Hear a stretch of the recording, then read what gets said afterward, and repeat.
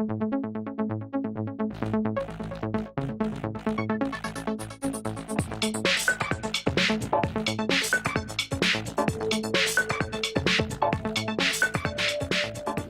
welcome back to the Loss Prevention News Network. I'm Joe LaRocca here with co-MC Amber.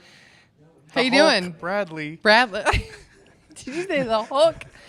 Yes. Captain Cool Guy. No, it's Captain Cool Luke. Captain Cool Man Luke. Cool Man Luke. That's cool. That's what it was. Cool Man Luke. I like that. So we wanted to spend a couple of minutes talking about a very serious topic. Serious, not ironically, because we came in all serious. Not serious. It's something that we've talked about in other segments, but this one we wanted to really specifically call it out. Yes. In 2008, the National Retail Federation, in partnership with the U.S. Department of Homeland Security, developed the Active Shooter Program. The Active Shooter Program is made free to public and private sector companies and agencies around the country. It's been deployed at tens of thousands of locations, according to DHS. The program is made up of three basic elements: run, hide, fight. And some companies choose, instead of fight, resist. But the core elements remain the same.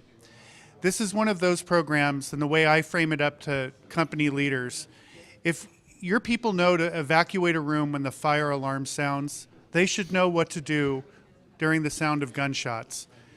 When we talk about schools, stores, and shopping centers and the tragic shooting incidents around the country, there's no excuse for not having a program in every one of those locations where all of your employees are trained and the information is made visible for your customers if they choose to look at it. Amber just happens to be one of those people that took some action following the Parkland shooting in rolling out Active Shooter program to some schools. Amber, tell us a little bit about what you were doing. Right. So after Parkland, my business partner and I, David George, were just mortified, clearly, as everyone was. And we were sitting there thinking, you know what? Calibration Group, which is our company, has to do something, right? So we're fortunate in the fact that the company's divided in two divisions, one doing marketing, the other doing awareness. And so we said, you know what? We are capable of doing something. So while the gun debate and all of these things rage on, we wanted to do something, right? So what we did, we created awareness posters for reporting, right? See something, say something type of ideas. So what we would love for everyone who's watching this, to spread the word. So we created awareness posters for high school, middle school, and elementary school, free. We're not selling them, that's clear. They're free on our website. And all you have to do is go to our blog. It's calibrationgroup.com, and then click over to the blog. And you can, any school across the country can download the print-ready files. So you could download the file, send it to a printer. They could print them in their school, and it has a blank spot where they can put their 1-800 number or any number, a guidance counselor's number, or a website where they can report any activity that they find to be suspicious, because these kids know who they, after that shooting, they all said, oh yeah, I bet it was so-and-so. They know. We have to give them a voice and put reminders up all over the school. So I would love everybody to help spread the word to the schools that your children go to, that your children's friends. If you don't have kids, just help us spread the word. I mean, it's free posters from our website that any school can use at any age. And it was just really important for us to act, and we feel very passionate about it, clearly. So it would be awesome if everybody helps us spread the word. I know I've been tweeting Fox News and CNN and all these people saying, help us get the word out, but I guess it's just not that sexy a topic, although it's actually actionable. So, but important, since we're on this topic, Joe, because I know that you actually, anytime you travel with someone, and we have not traveled together, minus appearing twice a year on this lovely broadcast, but you give a conversation to anybody you're traveling with. And so I think the audience would love to know, kind of from your perspective, what you make sure your companions they know when you guys are traveling. Sure.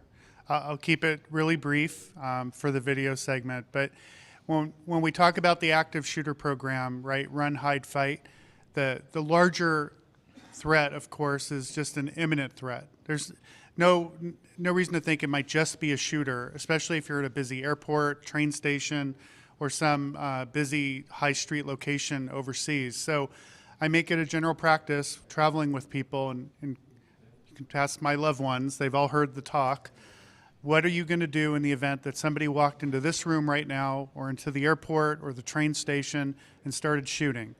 So I make them aware of where the exits are, where they might consider hiding, behind the bar, in the fridge, and getting out of the building, and where they might specifically go run to. How to contact emergency services, 911 here, 112 in Europe. And then ultimately, if they can't get away and they need to fight or resist, how are they going to do that? So they obviously could use their hands, but they might want to keep some distance. They might use a chair. They might use some other thing, a suitcase, etc. Whatever they can get their hands on to actually fight back. But by talking about it, and it's not a comfortable topic to share with people, some people think I'm crazy for bringing it up. But the truth is, if your mind starts thinking about what would I do, there are exits behind me, to the side of me. Most people don't take note of them. But in the event something occurred, I want to know about that, and I'm sure the people I'm traveling with would appreciate it, and they may live to tell another day because of it.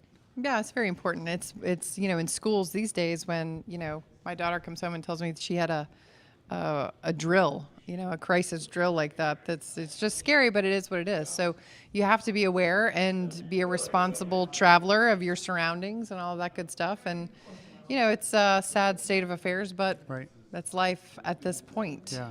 Walter Palmer does a nice presentation talking about travel security and some of the things that he talks about and State Department experts talk about.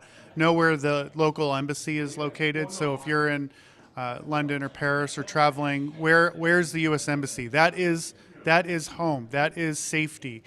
You may not need to physically get there, but you should know how to contact them if you're stranded overseas or something happens. Register in what's called the STEP program. It's on the State Department website. So in advance of your trip, you can actually notify the government where you're going, where you're staying. And it's not so Big Brother can watch you, but in the event that there's a volcano that erupts in Guatemala, or there's some incident that occurs in Belgium, the State Department knows you're present there and will actually reach out to you or make sure that you're safe. Or if you call in, you have a way of notifying them you're actually traveling overseas. Yeah. And some people don't know that your rights don't travel with you. Well, people don't know that. In many cases, they don't. If you're in a foreign country, you're under the laws of that country. Yeah. The State Department will render assistance. So if you were arrested, they will help provide you an attorney or counsel that speaks your language. They may or may not conduct some sort of negotiation on your behalf, but they are definitely a very good resource. And for the loss prevention people watching, so that was a very personal topic that you share with everybody when you're traveling. For the loss prevention people, there are some great programs from a business perspective that you should look at. One is called the OSAC program, which is the Overseas Advisory Council run by the U.S. State Department. Well, especially if you're working at international retailers. That's right, I mean, exactly. It's a must. Yeah, OSAC is a fabulous resource for providing global affairs information, intelligence information about the threat landscape overseas. The other great thing they'll do is if you're moving into a country, if you're opening stores or some sort of supply chain facility, they will link you up with what they call an RSO, or a regional security officer, who can provide some of the threat landscape and meet with you in person and talk to you about that specific city. They can't necessarily make recommendations for your company specifically, but they are a wealth of information about murders, robberies, safe areas, what they've seen in terms of the country, and even reaching out and working with the local authorities. Remember, they're resident. They know the local police officials, the intelligence officials, the government officials, and they can really help pave some ways for you. Yeah, and important if something happens too, you have some network there. You have some infrastructure that you've already made those connections with. Like you were saying earlier, you don't want to meet these folks in the very first time when some crisis is happening and you need them. So it's all good advice, Joe, for sure. Sad that it's not all kumbaya out there, man, exactly. But certainly not So, well, if it was, we wouldn't even have it. We wouldn't even be here. Well, hopefully we don't have to talk about Yes. this. But, when you look at the National Retail Security Survey, and I sure hope this number's wrong, only 54% of retailers said they had an active shooter program. Well, even within the LaRocca company. said that's probably something happened there. Maybe the Hopefully wording of that- the question yeah, or something. yeah. But it's timely. A year anniversary of the Orlando shooting. I mean, which is today, Right. in fact. So definitely. And it's not just shootings, right? yeah. I mean, when you look at Europe and London and Paris, the knife attacks that have gone on. In London, they are actually talking about restricting the sale of knives to people. This is a big deal in the United Kingdom, and for good reason. They've had pedestrians and law enforcement professionals stabbed. It's so incredibly tragic. And then, of course, you have people using vehicles and Yes. running down pedestrians. But so that's why that imminent threat discussion is so important to have with folks, and make them aware and conscious of their surroundings. Yes, that's true. So we can switch back to a different topic, Maybe a less serious topic. maybe a less serious one. Yes, I'm down for that. Okay, so let's talk a little bit about the day. We've obviously had through the segments so far, different discussions. Do you have a favorite? Ooh, let me see here.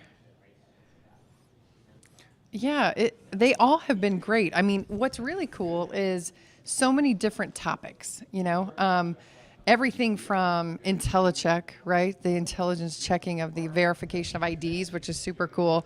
I gotta say, a really interesting, Dr. Hollinger, were you gonna say it? I'm totally stealing yours. No, go on. I liked our little candid interaction with Dr. Hollinger because I'm a big research nerd. It's a little known fact about the B. Radley, but that's so true.